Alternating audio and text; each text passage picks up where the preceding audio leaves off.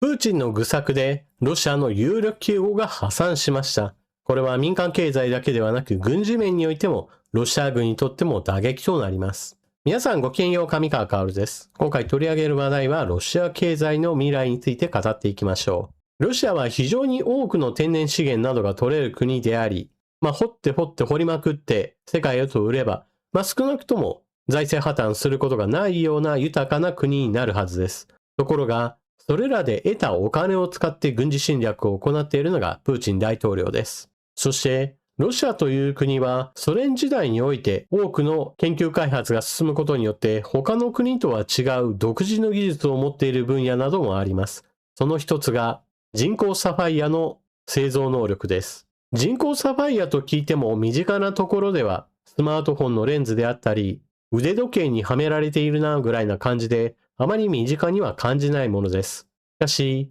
人工サファイアの特性といったものが現代においてはより高い需要を生み出しています。ダイヤモンドに次ぐ非常に高度の高い物質であると同時に温度についてもものすごく高熱に耐える特性があり、さらにはレンズに使われるような透明性といったものも確保することができます。そのため、ロシアによるウクライナ侵略というこの話の絡みで言えば、弾道ミサイルや極超音速ミサイル、精密誘導砲弾やもしくはドローンの光学レンズやその風貌など、様々なところに活用がされています。そして、ロシアで高品質の人工サファイアを製造しているのは、モノクリスタル社という会社です。この会社、2014年には世界一と呼ばれるほどの栄華を誇りました。最大シェアは世界の 33%。そして、作った人工サファイアについては、自国消費が 2% で、98% が世界へと販売を進めていました。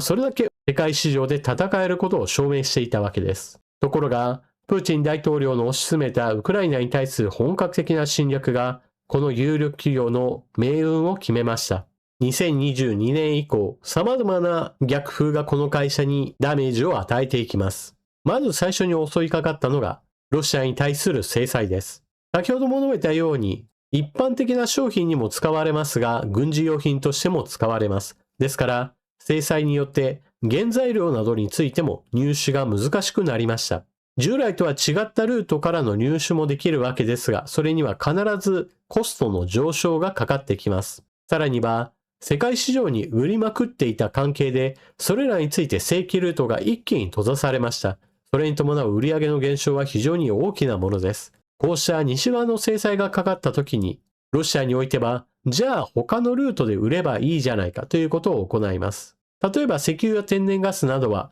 国際市場からは弾かれましたが、価格制限を受けた状態で現在でもなお販売は進めることができています。その時の一番大きなお客さんが中国です。アメリカやヨーロッパの国々が制裁をかけたなら、中国との取引を続けていけばいいやというのがよくあるパターンなわけです。ところが、人工サファイアという分野においては、この中国が売り先としては魅力的どころか敵対的な関係となりました。なぜならば、中国においてもこの人工サファイア、特に低価格帯の分野については、彼らが後ろから追いかけてきていたからです。ここで価格競争が激烈になりました。世界の他の国々に売ることはなかなか難しくなり、一方において中国市場向けにやろうと思えば、どんどんと価格競争に巻き込まれていく。これによる打撃も激しいものとなっていったわけです。そのため従業員は最盛期から比べると半分にまで減少。すでに技術が失われ始めたと言われています。そしてロシアがウクライナに侵略した以上、ウクライナ側の反撃といったものも当然モノクリスタル社にも及ぶこととなります。先ほども述べたように弾道ミサイルや極超音速ミサイル、精密誘導砲弾など様々な分野に使われる人工サファイア、製造している有力企業がロシアに一社というのであれば狙うのは当然です。ロシア南部ベルゴロド州にあった工場においては、まさにロシア軍とウクライナ軍の激しい戦闘のあった地域でもあり、電力供給網が寸断され、精密作業が求められる工場にとっては非常に大きな打撃になりました。さらには、前線から遠く離れた本社工場においても、ウクライナ軍の遠距離攻撃が到達。これにより、製造施設などに対する打撃も入ったのです。そして、ロシア国内においては人件費の高騰などをはじめとして、企業活動全般についても悪条件が重なっています。このように原材料の入手コスト増加、人件費増加、販売先ルートの遮断、さらには販売先の変更に伴って中国企業とバッティングするという問題などもあり、まさにどうしようもないような状態まで追い込まれていったわけです。そして今回地方裁判所に破産の申し立てを行ったとのことです。この企業の破産といったものは一企業としての経済的なダメージがあるといった話だけではなく、軍需力にも悪影響を及ぼすものです。先ほども述べたように中国企業がライバルだよという話をしましたが、これらの企業といったものは質ではなく量を売りにしていますから、明らかに中国産に切り替われば製品としてのグレードも下がってしまうわけです。弾道ミサイルにしても、極超音速ミサイルにしても、その他様々な光学機器などについても、自国産の方がまだ質が良かったのに中国産に切り替えなければならないという話になってしまうわけで、入手できなくなるわけではないが、しかし品質の低下といったものは避けられないわけです。しかも、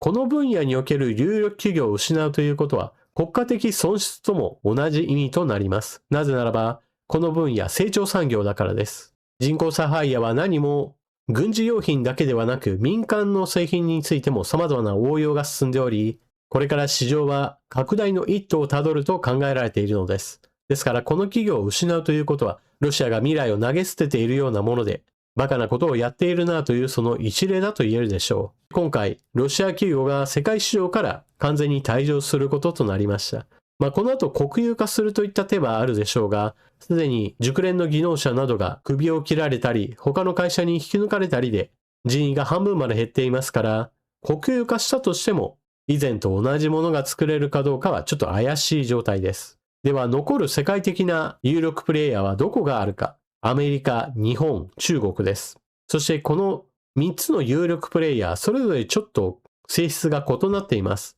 まず第一に、アメリカの人工サファイアは、どちらかというと軍事分野に非常に長けている部分があり、ある意味固い需要を確保しています。アメリカ自身の防衛産業もそうですが、ヨーロッパメーカーなどに対しても積極的な販売を広げていますから、アメリカの底力を見せています。一方において、日本のメーカー、例えば有力企業は京セラとオーブレイという会社です。この2社の共通点というものは、価格競争から一旦離れて高付加価値製品に特化しようと頑張っています。これは日本の工業の問題でもあるのですが、中国産の安いものと直接戦うというものは、基本的には企業体力をどんどんと喪失することとなり、未来がありません。いかにして高付加価値商品に特化していくか、それによってある程度の顧客を獲得していくといったことが重要なわけです。今回ロシアが墓穴を掘ったわけですが、まだまだ油断ならない分野だと言えます。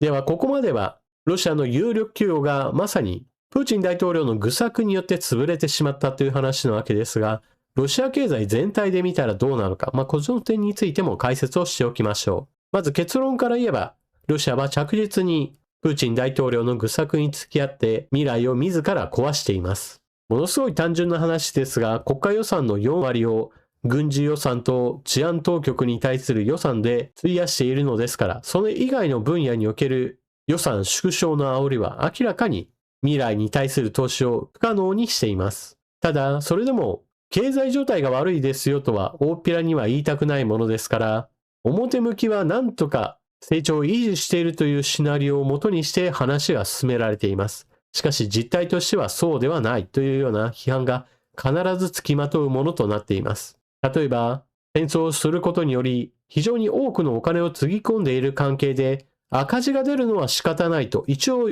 想定はしているのですが、その赤字額が想定以上に膨らんでいます。その原因となっているのが民間経済の萎縮です。例えば、2026年に入ってからの中小企業倒産といったものが猛烈に進んでおり、これらの背景には人件費の高騰、そして資源調達費の高騰、さらには資金繰りを良くしようと思っても、中央銀行が非常に高い金利設定をしていることから、お金を借りて企業を回すといったこともそう簡単ではありません。そしてロシア政府自身ももっと国民から金を取らなければというモードに完全に入っています。ロシアにおいては石油も天然ガスも取れる国です。ですからそれらについては本来であれば安く抑えることも可能なはずです。かし現実はそうではありません。2022年を基準にした場合において、天然ガスであればすでに 30% 以上値上がりし、ここからさらに値上げをしていくことによって、これから4年後の段階においては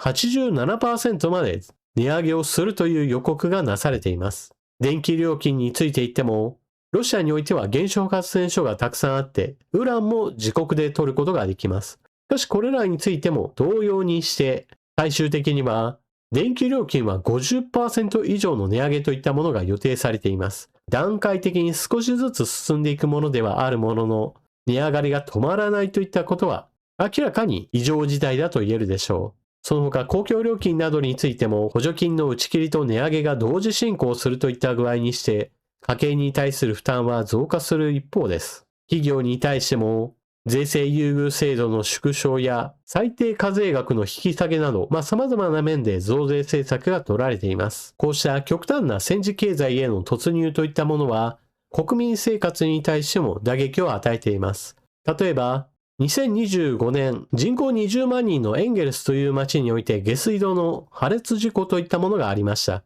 これ自体は世界中で起こっている問題であり、ここだけの話ではありません。しかし、事故が起こったんであれば復旧に取り掛かるというのが当たり前なわけですが、この町においては、必要な予算40億ルーブルに対して割り当てられた予算が 1.4 億ルーブルしかありませんでした。そのため、非常に長い期間にわたって下水がまともに使えないというような状況に陥ってしまったのです。これなども明らかに社会を維持するために必要なコストをどんどんと戦争へと使い込んでいる今のロシアの異常性といったものを表しています。というわけで今回の動画では、プーチン大統領の進めている侵略政策に伴って世界市場で戦えていたロシアのグローバル企業が完全に破綻してしまったという話からスタートし、現在のロシアの全体経済についても非常に危うい状況が続いているという話をしました。